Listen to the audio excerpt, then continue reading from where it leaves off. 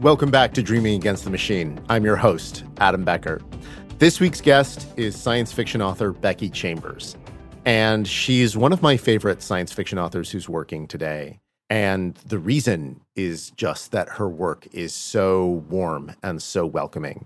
A friend of mine introduced me to her first book, The Long Way to a Small Angry Planet, right after the 2016 election, when I was very unhappy, as I imagine most of you were as well, listeners. And I knew when I started this podcast that she was one of my dream guests, and I feel so fortunate that I was able to have one of my favorite authors on the show. So, without any further ado, here's Becky Chambers. Becky, welcome to Dreaming Against the Machine. Thank you so much. I'm excited to be here. It's great to have you here. You were one of the people who I have wanted to have on this podcast since I came up with the idea. Not to, put you on the spot or make you feel self-conscious in any way. No, I've been a fan of your books for quite some time, and it's just a delight to actually be able to talk to you. And this is one of the nice things about having a podcast is you get an excuse to call up writers who you like and say, hey, can I talk to you on my podcast, person I don't know whose work I like? I have several other friends, some of whom are writers who are quite envious that I'm actually having a conversation with you right now. Oh, well, I hope I live up to expectations then. I'll do my best. Don't worry about it. I'm a giant goof. Don't worry about it. Oh, good. That makes two of us. Yeah, so good. Fantastic. Perfect. Yeah. But I should actually introduce you for people who don't know who you are, for listeners. Becky is a science fiction author of renown and acclaim, the author of The Long Way to a Small Angry Planet and many other books, the Monk and Robot series, and To Be Taught If Fortunate, and the rest of the Wayfarer series of books that are sequels of sorts to The Long Way to a Small Angry Planet. And the reason I had you in mind as a guest for this podcast from the beginning is that your books are very warm and hopeful. On purpose, yes. Yes, it's very clear that it's on purpose in a good way. And that is one of the things that this podcast is about. I could have created a podcast that was just about the horrible tech people that I wrote about in my last book, but instead I wanted to have a podcast that felt more hopeful and was actually about, thinking through what a good future would look like. And that's, in a sense, what you do for a living.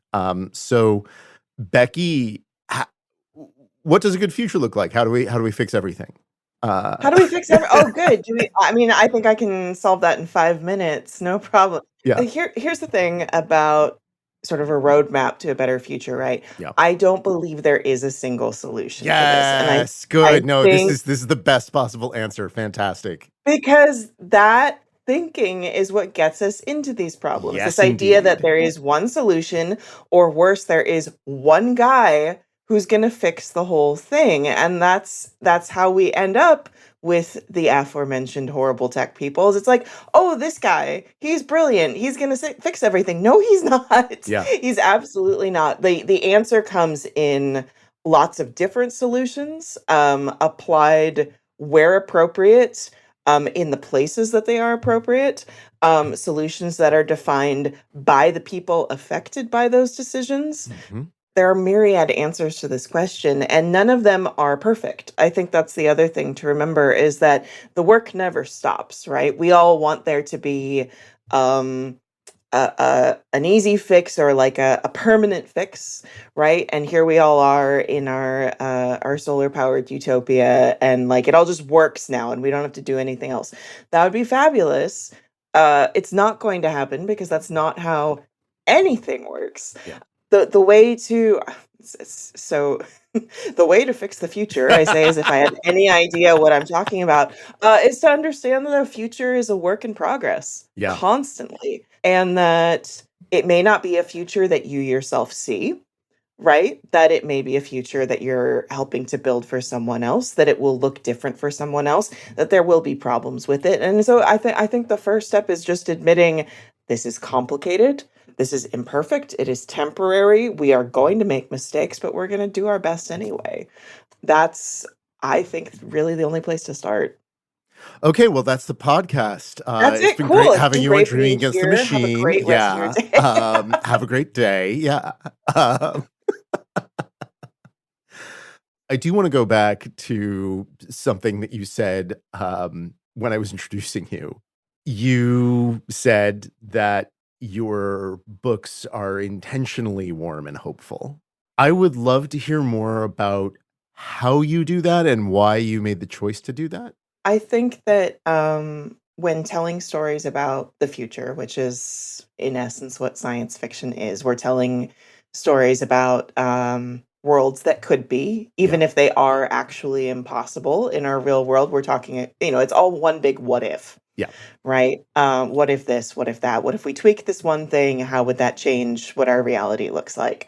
Um, you mentioned earlier the big bad tech guys that you write about, right? Yes. And the thing of it is that is the reality we live in. Yeah. We live in a reality where, especially right now, this was true at the start of my career, and it has unfortunately continued to be, Yeah. the real world way that we talk about the future is scary.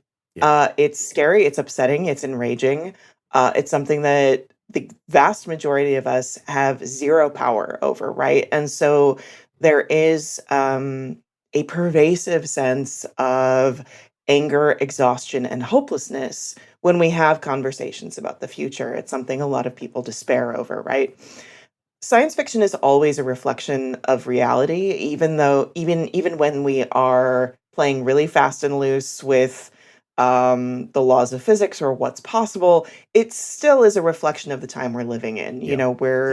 We're artists, and we can't help but be in this symbiotic relationship with the time and culture that we're in. When I first started writing fiction, writing fiction that I was putting out there, I've been writing stories my whole life. But when I Yeah. first started to get serious about this, I noticed that there was this imbalance, or at least I perceived an imbalance in the kinds of futures we were telling stories about, in that they were often very grimdark, dystopian, gritty, unpleasant places to imagine yourself in. They were often about the immediate struggle. This is the collapse of the society. These are the people trying to live within that. And, you might get some glimmers of hope in there, but often it was pretty dark.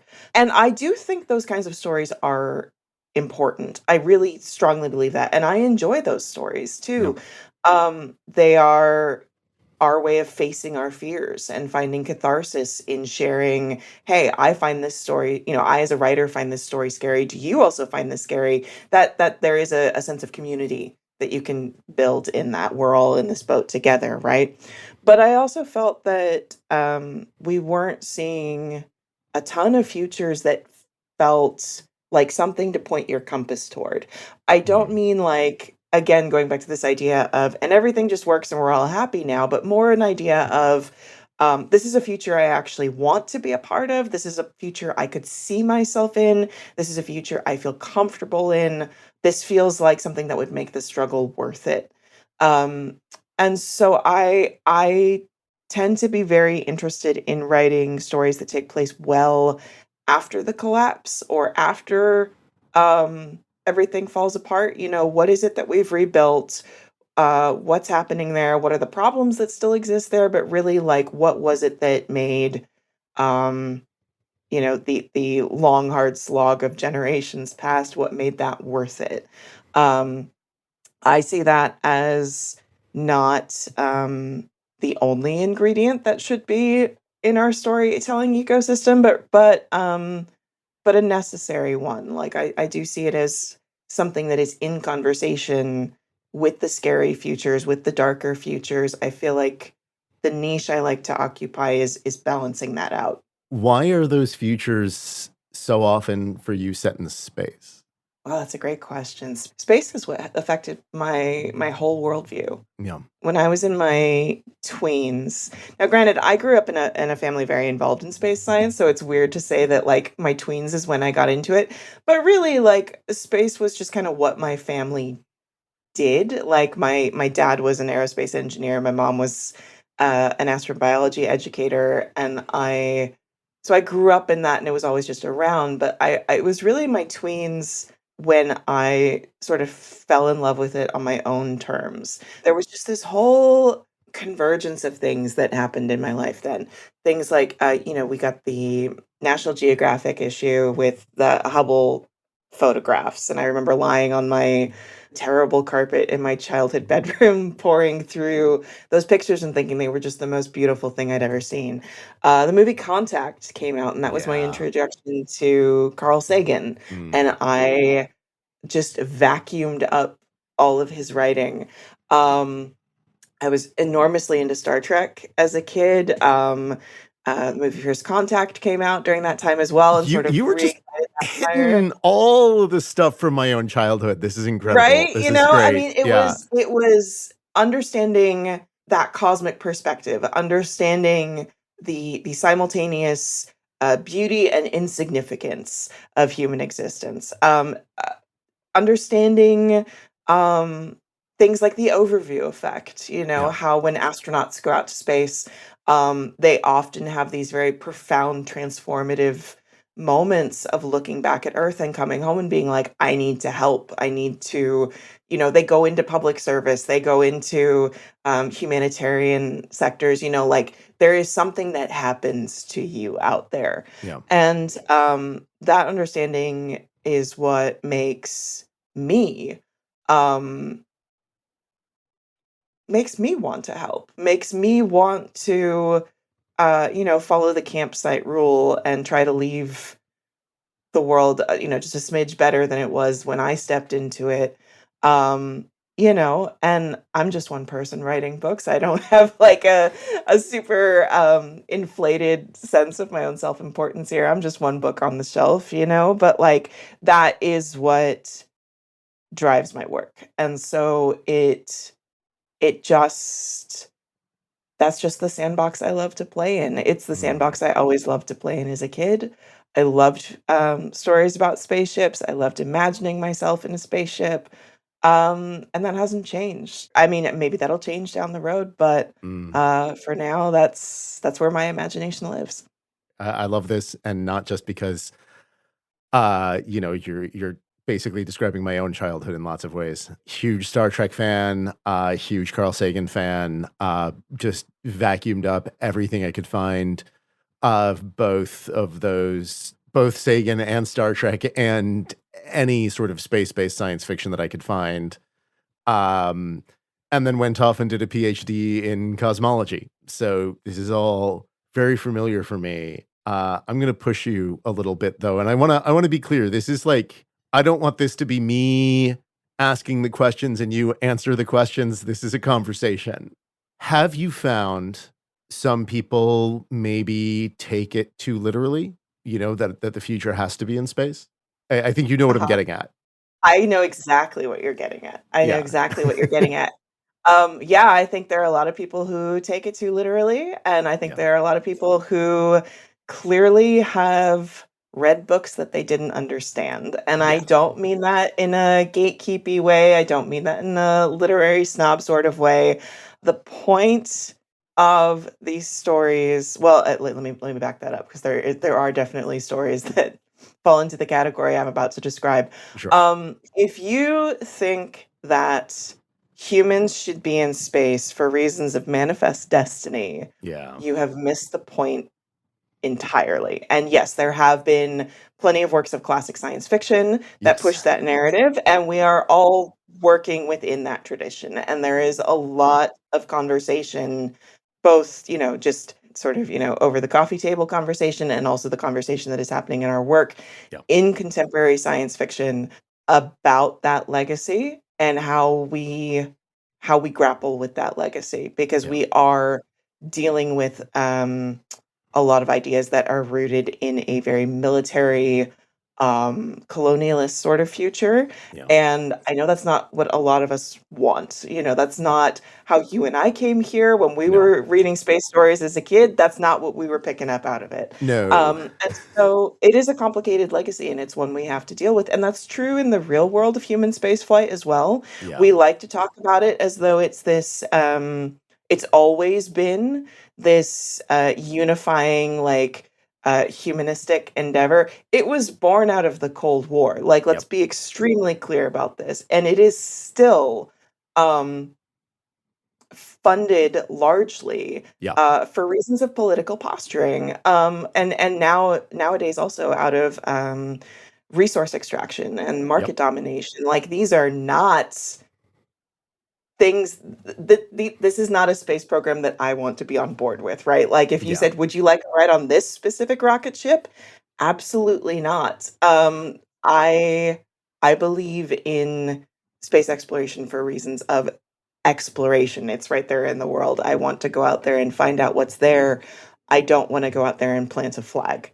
Right. You want to seek out new life and new And civilizations. new civilizations as Yeah. respectfully as possible, right? Yeah. Like, again, the campsite rule, leave it better than you found it. Hmm. So yes, I think a lot about how science fiction is contributing to that conversation, how science fiction is contributing to, the public idea about what space exploration is for, right? Like, why are we going out there? Who does this belong to? I think there has been a dominant narrative that has been in effect for a really long time that is counter to or sort of cancels out these ideas of let's do this for all of humanity. Let's do this just for the pure love of the game, right? I think we really need to shift on how it is that we're thinking about space, both in fiction and in real life, because really, I mean, that's two sides of the same coin. Uh, Obviously, I'm hideously biased, but I think that you might enjoy reading my most recent book, More Everything Forever. But we can talk more about that offline. I don't need this podcast to be me plugging my book to you. I mean, what else is the point of having your own podcast if not to plug your own book? Oh, well, but I assume that most of my, if not all of my listeners already know that I have a book called More Everything Forever, available wherever fine books are sold. Coming out in See, that's how you do paperback, it. There you go. I don't know, end of the year. Um, but please get it in hardcover and then also paperback.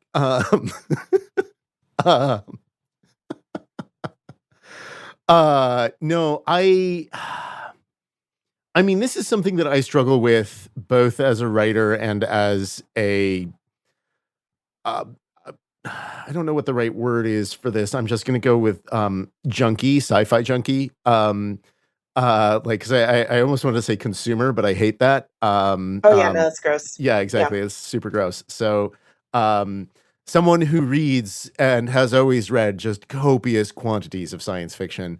On the one hand, I want stories about space. On the other hand, I don't think that the future of humanity lies in space, and I think that the sort of this idea of the future inevitably being in space is doing a lot of damage right now, like in the Yes. political arena of the world in ways that I am trying to fight, and everyone I know and love who is working with me on this is also trying to fight this stuff. And like I don't know when this episode is going to come out, but there was I was on vacation last week, and while I was on vacation, very rude, the SpaceX IPO happened, and just absolute nonsense. It's like finding out that someone that you hate has the same favorite movie as you, and Yeah. that they got, but then that like they They got didn't something get it. completely different out of it. Yeah, Yep. they just didn't get it. Like, oh my God. Okay, no, I'm gonna dunk on someone here. Have Please. Did you ever? I'm. It's not going to be the usual suspect. Do you remember a few years back there was this media outfit called Aussie Media? No, I don't remember this. No, that's good. That's good. You don't remember it because it wasn't something that most people looked at. It made a big splash within the world of journalism, though, by claiming that it had a really huge readership. It did not. What ultimately happened was it was discovered that they were engaging in a large amount of fraud, not just, pumping up Mm. their readership numbers artificially, but also like impersonating partners, like having calls with investors where they were impersonating executives at companies that they were supposedly partnering with, but they weren't. And Wow, yeah, I very know. And classy. ultimately, yeah, exactly. And ultimately, like the head of this company got convicted of some kind of corporate fraud. And then, of course, his sentence was, I believe, commuted by Trump, because, Trump loves it when people do a fraud. But Mhm. but the name of this media outfit, Ozzy, OZY, there was an interview with this guy, Carlos Watson, who was the head of Ozzy Media, the one who got convicted and then his sentence was commuted or he was pardoned. I don't remember which. Um, Before all that went down, when people still thought it was like this hot new media commodity, someone did an interview with him asking him, "Hey, so why is it called Ozzy?" And he said, "Oh, it's called Ozzy after my favorite poem, Ozymandias." Oh my god. Which, I think the message of Ozymandias is to dream big. Nope. Yeah. And it's like, Nope. okay, yeah, I don't want to gatekeep, but that is not the message of Ozymandias. Are you kidding me? One of my closest friends is a Tolkien scholar, and Oh, she is nice. currently perpetually frothing at the Yeah. mouth over Palantir Yeah. because, like, the irony is so Yep. devastating, right? Like Yeah. it just hurts. On the one hand, yes, you can interpret a story or a poem however you want. Yep. The interpretation of that is going to change with the reader, like that's part of it. That's part of it. The story is molded to whatever it is you personally bring to the table. Yeah. But there is also a point at which you have failed the English test. Yep. You have failed this assignment, this high school level assignment of, like, what was the author saying here? Not what do you want it to be saying, Yeah. but what was this person saying? Um it's yeah, it's a very frustrating time in a lot of ways to be in Yes. science fiction. This is what I wanted to talk with you about. I mean, that and like, okay, how do we build a science fiction and a way of thinking about the future that is more warm and welcoming and hopeful?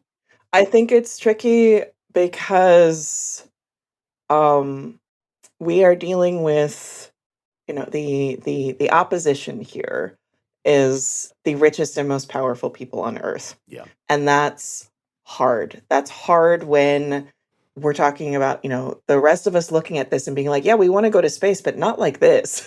Not like this at all.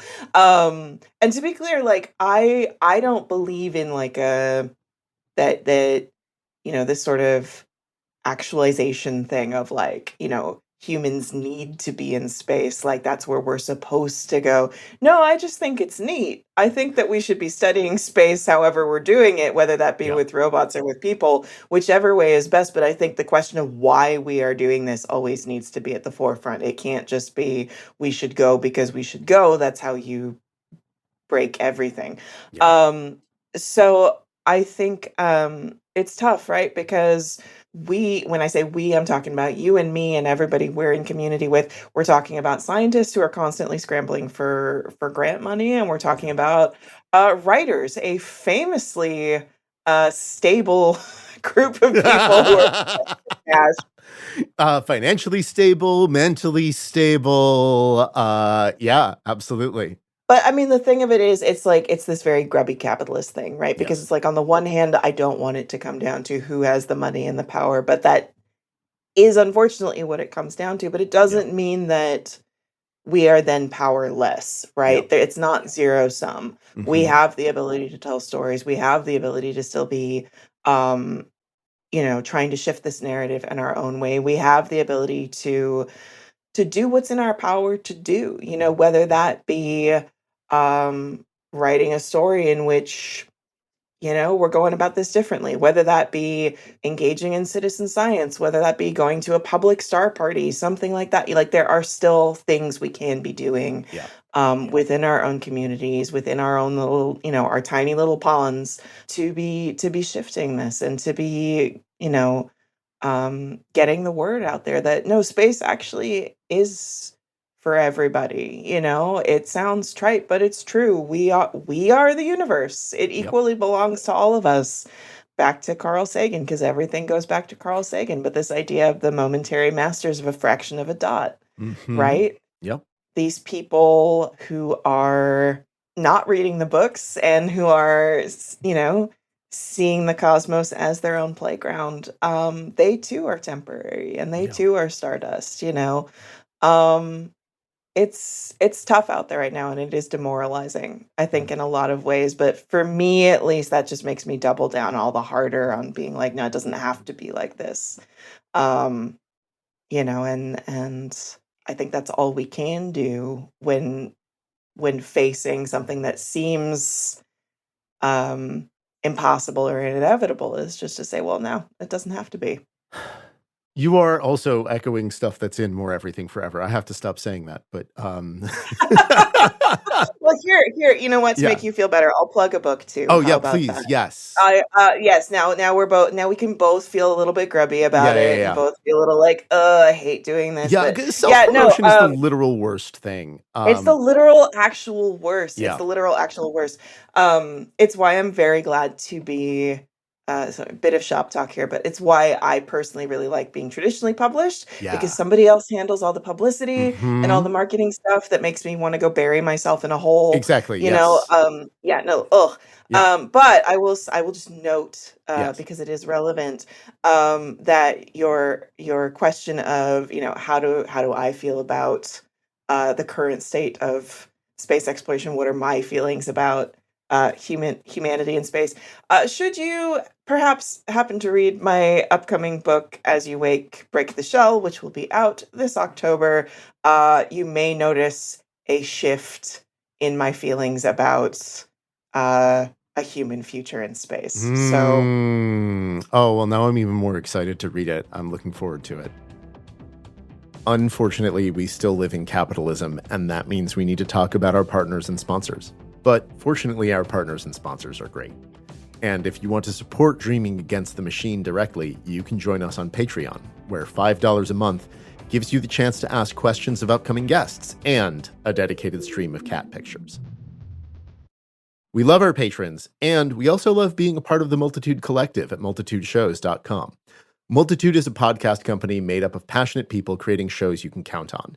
Shows like American Medieval, a podcast about the Middle Ages, but with an American twist. Every week, Professor Matthew Gabriel is joined by an expert scholar to talk about either some bit of the medieval world itself or how Americans have, throughout our history, used the Middle Ages to say something about ourselves. If America has never been fully modern, it might be because we've always been a little bit medieval. Check out AmericanMedieval.com for more. New episodes are available every Wednesday. And here's a word from our sponsors. One of this week's sponsors is Shaker and Spoon, a monthly cocktail and mocktail subscription. Full disclosure, they sent me a free box this month, and I'm excited to try it on a night off soon. Each box includes 3 original recipes from award-winning bartenders, with enough ingredients to make 4 of each of those drinks for at least 12 drinks in total. And each box includes everything you need to make the drink except for the alcohol. And they're built around 1 spirit per box, so you really just need 1 bottle of something that you probably already have on hand if you drink. And if you don't drink, every box includes 0 proof options for every recipe, and some of the drinks are designed to be completely spirit-free from the start. The boxes come with recipe cards that include guidance on mixing techniques and glossary of terms that teach you how to shake, stir, build, and garnish these unusual cocktails with eclectic ingredients.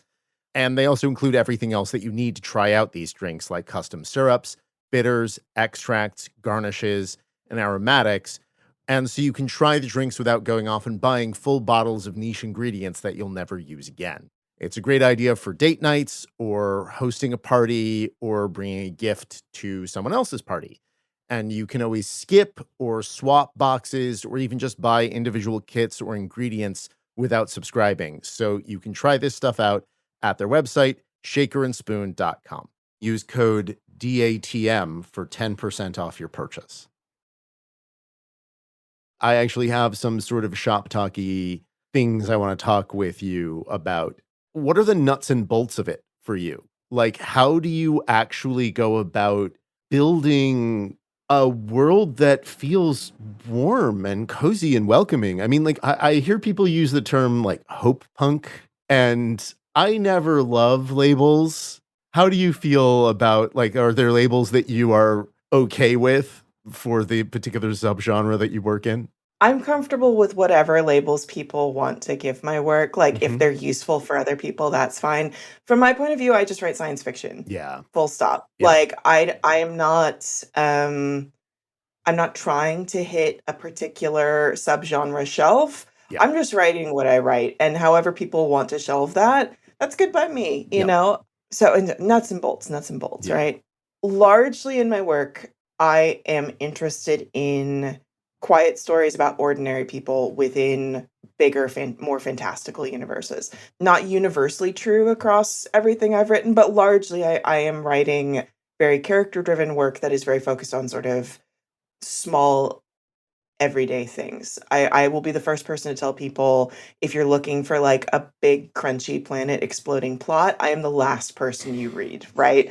That's my anti-promotion here, but it's true. I am Yeah. because I am interested, because what is my primary driver is making the reader feel like they are at home in space, that they are at home in the universe. I want to reach the reader where they're at, and the reader is not almost certainly not going to be a big mover and shaker, and not going to be someone of historical importance. They're just going to be someone sitting in their living room. And so I want to be like, cool, let me show you somebody sitting in their living room in space. Let me show you what that might be like. I take in my world building, and also in the things I tend to focus on, within, setting the scene. I take a lot of inspiration from real life in the questions that people ask astronauts. If you Mm. go see an astronaut speak, which I highly recommend people do because it's a fantastic experience, but people of all ages always ask the same questions. What do you eat? How do you sleep? And how do you go to the bathroom? These are always what people want to know. And the thing about it is, those are the questions we also ask ourselves when we're traveling, Yeah. right? Where am I staying? What hotel am I staying at? Or am I staying with a friend? What's it Yep. going to be like there? Where can I eat? Just I want a sense for the neighborhood. You want to make Yeah. sure that all your creature comforts are taken care of, right? So I put a lot of focus in my work on those sorts of things, on everyday things. Yeah, there's a lot of cool tech around, but just like, I don't know exactly how it is that my smartphone works. I kind of know how my computer works. I can swap out a motherboard, but I can't tell you how. Like, I can't tell you how this thing works, but I can tell you like how to make a grilled cheese sandwich, I can tell you how to do a load of laundry. Like, those Yeah. are things I actually understand because I use them every day. So that's where I put my focus. I put my focus on, how do people live? Where are you sleeping? If we're talking about different alien species, how is that different for them? What are we eating? What does it smell like? What does it feel like? I love doing that kind of work also because when you're talking about food and material trade, that's how you build the politics of a place. That's how you understand Mhm. the history of a place. That's how you understand the environment of a place. It all comes down to, what do we actually have to use? What can we actually eat? Um, all those little details are where I start. And yeah, that just gives me endless fuel for telling stories from there. Okay, I'm gonna get like really inside baseball, not just in terms Yeah. of writing, but also in terms of like details of your books. There is a moment in The Long Way to a Small Angry Planet that I think about a lot. Well, I think about a bunch of different things in your books a lot. I really like your books. There's a moment in that one, though. It's a conversation between two people on the ship where most of the book takes place, Hmm. and they're talking about, like, what they're gonna do that day, and it's like it's a fairly mundane day on the ship, and one of them says something like, "Well, I don't wanna play," 'cause, like, the book it takes place on a ship with multiple different species on it, and humans are just one of them. Hmm. And one of them says to the other, "Well, I don't wanna play one of those, competitive human board games. Let's play one of those other games from, like," and I Yes. don't remember which one, which species, that where, like, we work together to solve a problem, or, Yeah. something like that. And I think about that a lot because I like games, I like board Mhm. games, and so many of them are competitive, and I mean, there are cooperative ones. Yes. And there are also cooperative activities that we don't think of as games per se, like maybe jigsaw puzzles, things like that. Mhm, But mhm. little details like that that feel I mean, I'm gonna reveal my politics here, though I don't know, you probably already know them, and everybody listening definitely does if they've listened to any other episodes of this show. Little details like that that both feel very, like, warm and comfortable and also pretty explicitly anti-capitalist. Yeah, I don't think that's a surprise to anybody reading No, my books. no. Or just the way that you talk about Mars as a place that was eaten by human capitalism.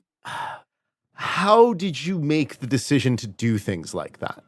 I have to rewind the It's tape back to when okay. I was It's writing The yeah. Long Way, but I mean, the writing was Yeah. on the wall then, right? Yeah. Like, science fiction is never meant to, like, predict anything. That's absolutely Mm. not, what I'm doing here. It's, we're just telling stories, like, that's it. Mhm. We're sitting around a campfire. But there is a part of me that looks at the world building in The Long Way, which I wrote in 2012, and had started working on in the aughts was when I Yeah. started thinking about that book.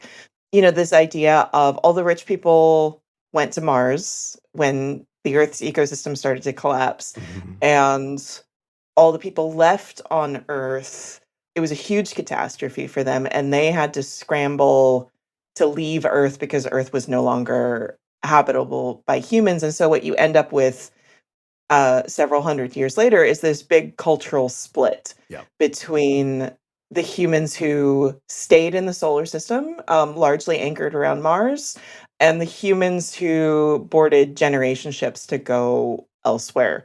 And this is something that is explored a lot through the whole series, right? And this again goes back to the thing I said at the start of there is no one solution for everyone. And Right. if you have a society that is so defined by the haves and have nots, um, who is your future in space really for? And what Yeah. does that mean for the people you leave behind, right? Yeah. I mean, that was a a huge piece of how I thought about humans in that story. But also things like I'm really glad you brought up the board games because I too love games. That Yeah. that probably also comes across Yes, in it my stuff. does. I love Yes. I love games. Um, but these ideas that you see a lot of in things like Star Trek, which Yeah. I love with my whole heart. But Yes. it's like everybody has a version of chess, Yes. right? Like, or everybody has these pastimes or these social structures that are very analogous to us. Everybody has marriage, right? Like, and it's like, Mhm. why? Like that exists everywhere. And so I really like being contrary with the things we are told are um human nature or like a Mm. universal human trait. Oh, we're inherently competitive, we're inherently warlike. It's like you don't even have to leave this planet to see that that is not true Yeah. in the history of our species, right? And so those are the things I eternally love to play with is just, well, why does a game have to be competitive? Why does a culture have to have a military? Why do they have to have a religion? Like, that's my job, right? Just to pick at those things and say, well, what about this instead? Not because I have some grand agenda about it or because it's like, and the moral of the story is no, it's just saying it could be different. Yeah. Who's to say it's not? I feel obliged to say I like your books, and one of the things I didn't like was this idea that, "Oh, there's an ecological collapse on Earth, so we have to go to Mars and go to generation ships," because Yeah, there's just no way. I mean, and I know that you weren't saying that that's what's gonna happen, sure. but I was like, "I really love this world, and I'm so tired Hmm. of people saying, "Oh, well, Earth is doomed, so let's go to Mars." Earth is doomed, so we gotta get in generation ships. And like, okay, first of all, generation ships are like a crime against future generations. And Yes. second, there's Oh yeah. nothing that could happen to Earth that would make it less hospitable than Mars, Oh, yep. unless it was literally completely destroyed. But I like your books anyway. Well, because the other thing is like I love Star Trek. I'm a Yes. physicist. Warp drive is not happening. We are not No, it's going not. faster than the speed of light. That's just not going to happen. Let me be 100% clear. Yeah. In real life, Mars is not happening. Yeah. Like it's not. Like Yeah. if we manage that, it would be the most miserable existence. We are not terraforming Mars. Yeah. It would be so much easier to put our resources into sustaining habitability on our own planet, the planet that we evolved for. That is, this is the difference, right? This is where we jump away from science fiction and say, okay, what do I really think? What is it really like? We're not going to Mars. Yeah. This is one of those things that I feel is important, not for you specific. I know you know this. A lot of people when they read science fiction think that this is like a manifesto from the writer's point of view. Like, you must think that we should do this. And it's like, well, no, that didn't work out well at all. In the book, that didn't work out well for anybody, but usually it's just, this is an interesting story. What do I actually think? I think I like Earth a lot, and I think we should take better care of it, and however we want to go explore everything else, cool, but Mars ain't happening. No, I'm right there with you. Oh man, this is just turning into me fanboying out, and I'm just gonna have to look at that.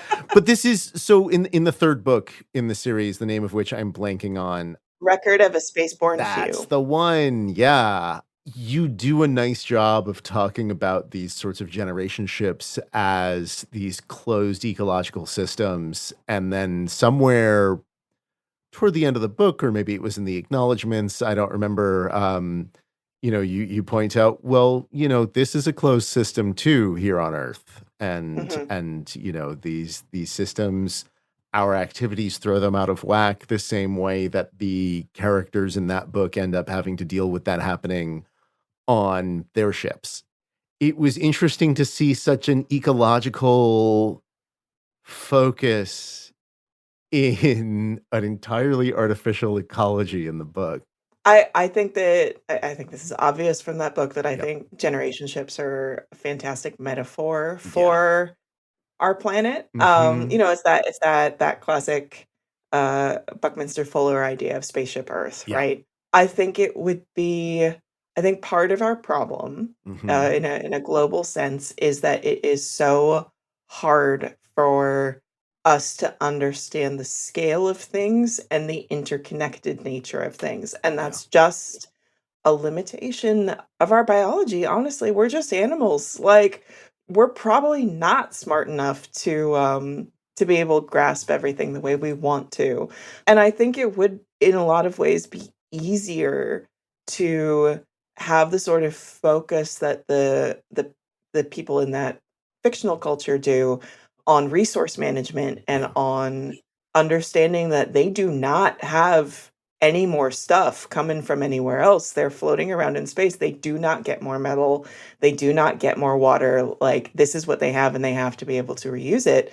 That is also true for us. We're just dealing with it on a scale that isn't as tangible. It's so abstract for us. You can understand that extractive methods of producing construction materials, or the raw metals we need for the technology we're using to speak right now. You can understand to a point that, like, oh, this is finite. We can't just pull this out of the ground forever. We will run out. That's very different than looking in your pantry and understanding I don't have any more food. So that sort of shift in scale for me was a fun place to play in, because it meant that I could, as you said, play around with those ecological ideas, but in a way that felt more instinctively easier to grasp. Have you read Aurora by Kim Stanley Robinson? It is on my shelf, and I have so many books. Oh, well, I have so many books. There's so many. Do you have any idea? This camera shot that I'm in right now, that I'm in for most of my podcast, is just about the only camera shot in my entire place where there wouldn't be books in the background. God, Like, I mean, yeah, listeners can't see this, but you can see this stack of books yeah, behind me right now. Those are just mine. yeah. Those aren't even anybody else's. I That's know. just my I've got the books. same problem.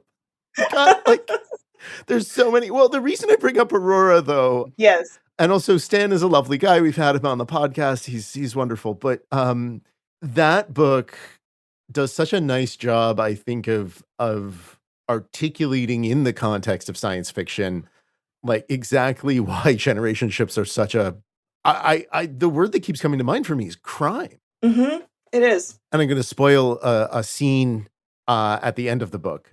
There's a moment where someone who has unexpectedly returned from a generation ship journey to Earth is at a public event with advocates of generation ships. And, this person is saying, no, don't send more of these. Yeah. And one of the advocates throws out that old line that goes back to the rocketry pioneer, Tsiolkovsky, Earth is the cradle of humanity, but you can't stay in the cradle forever. Yeah. Yeah. And in response, that character, like, who, went through quite a bit and almost died and all sorts of stuff and saw a lot of their, friends and family die, has to be restrained from, like, attacking this guy. Yeah. Rightly so. Yeah. Because it's such an arrogant thing. And I mean, this goes back to Manifest Destiny, right? This Exactly. idea of, we must leave. And it's some sort of like sign of maturity, sign of like, like a successful civilization or whatever. It's like, Yeah. what if a successful civilization is just one that is able to live on a planet without destroying it? Yep. I don't know. I think that would count as a success in my book. Yeah. No, I think that's exactly right. While we're on the subject of generation ships, though, I have to plug one of the lesser known works by, and maybe you've read this one, my favorite sci-fi author, probably full stop, is Ursula Le Guin, and I talk about Of her course, a lot yes. on here. Yeah, exactly. And she, as far as I know, only ever wrote about generation ships once. It's a novella in her collection, The Birthday of the World. Do you know this one? Yes. Yeah. Yes, I do. Yes. Mhm. Okay, so you're the only other person I've ever met who has read it.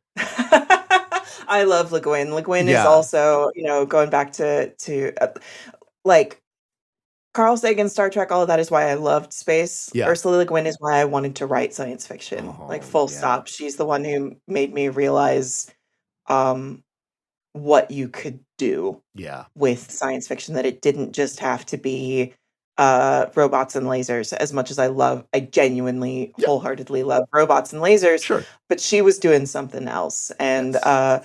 Listeners who haven't read Birthday of the World, it's a fantastic collection of short really stories. is, I yeah. recommend it enormously. It's so good. No, there's so many good ones in there. I mean, that one also has The Matter of Segri, which is one of my favorite things ever written, actually. Mhm. I mean, but also that generation ship story it's a lot. It's Yeah. incredible. It's devastating. It's occasionally hilarious. It's quite remarkable. I'm so glad that you've She read it. doesn't she never pulls any punches, No, but she with does that, not, does she? Yeah. there's never been one like her, right? No. But she's also wonderful to go back and reread. Yeah.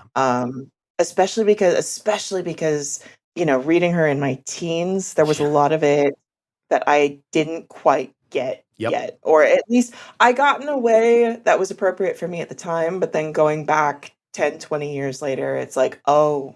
Yep. I knew about her for years, but I didn't really start reading her in earnest until I was in college, and then, went back and reread some of these things years later and found, I get a lot more out of The Dispossessed when I'm in my, say 30s than I did when I was 19. Yeah. And yeah, some of that is that the world is in a different state as well. but mostly it's me. Yeah.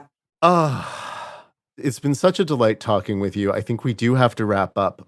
And I can't think of a better place to leave it than everybody should read The Birthday of the World and also everything else by Le Guin. Look, we've done it. We've plugged somebody else's book. Hell yeah. Hell yeah. And that's the beginning of wisdom. the way you break out of the cycle of samsara, which I'm Exactly. pretty We sure. have broken out of the cycle of self-promotion. Yeah, I was about to say, I'm pretty Thank sure God. samsara is just a word for self-promotion because that's what suffering is at the end of the day. Oh man. Okay. Well, Becky, this has been lovely. And we clearly need to talk more. And it's been a delight having you on the show. Yeah, likewise. This has been awesome. And thank you so much for having me. Thank you. Thanks again to this week's guest, Becky Chambers. Next week, we have Quinn Slobodian and Ben Tarnoff trying to answer the very important question, what is Elon Musk?